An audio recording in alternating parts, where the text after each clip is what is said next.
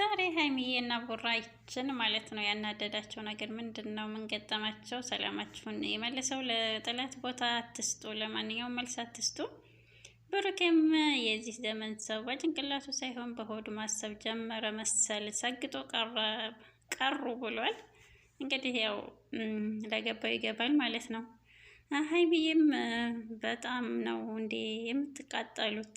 ራሳችሁን ብታዩ እኮ ጸሎት እንጂ ክፉ አታስቡም ነበር እና ብላለች። ሀይሚዬም ቡራችንም እኛ ተወዳጆች ግን ከጠላታችሁ ወዳጆቻችሁ ስለሚበዙ ቦታ አትስጡ።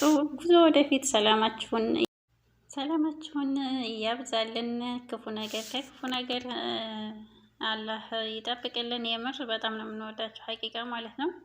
ብዙ ጥንዶች አይተናል። እንደናንተ መልካም ሰዎች ያኔ በዘረኝነት በሃይማኖት አትሉ በመልካምነት በፍቅር እያስተማራችሁን ነው። ፏፈሽ እያላችሁ የእኛ ተወዳጆች ማለት ነው። ብሩኬና ሀይሚ ለጠላት ቦታ አትስጩ።